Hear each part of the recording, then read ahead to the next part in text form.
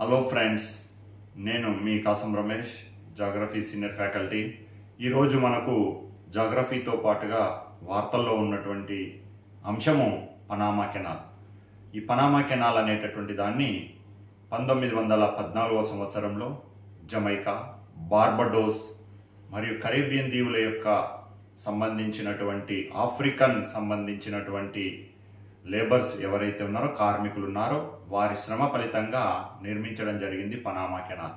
ఈ Panama canal అనే దాన్ని 1977వ సంవత్సరంలో పనామా, అమెరికా దేశాల మధ్య జరిగిన ఒప్పందం మేరకు 1999లో 1999లో అప్పటి అమెరికా అధ్యక్షుడు జిమ్మీ కార్టర్ పనామాకు ఇచ్చివేశారు. ఈ ఒప్పందంలో భాగంగా ఇప్పుడు అమెరికా ఎందుకు అడుగుతున్నది, మరి ఈ ఒప్పందం యొక్క అంశం ఏంటి అంటే, ఈ ఒప్పందంలో ఏమున్నది, అమెరికా అనేటటువంటిది పనామా కెనాల్ విషయంలో గనక అంతర్గతంగా కలహాలు ఏర్పడ్డా కానీ, లేదా ఇతర దేశాల యొక్క జోక్యం ఎక్కువైనా కానీ అమెరికా జోక్యం చేసుకుంటుంది. దట్టు అది సైనిక పరంగా కూడా జోక్యం చేసుకునే అవకాశం ఉంటుంది అని చెప్పేసి ఏదైతే ఒప్పందం ఉందో ఆ ఒప్పంద సారాంశం. మరి ఈ ఒప్పందానికి సంబంధించినటువంటిది భౌగోళిక పరమైనది. జాగ్రఫీ పరంగా ఏంటి అంటే, పనామా కాలువ అనేటువంటిది ఉత్తర అమెరికా ఖండాన్ని, దక్షిణ అమెరికా ఖండాన్ని వేరు చేస్తుంది మరియు పసిఫిక్ మహాసముద్రాన్ని, అట్లాంటిక్ మహాసముద్రాన్ని కలుపుతుంది. దీని పొడవు సుమారు 83 కిలోమీటర్లు ఉంది.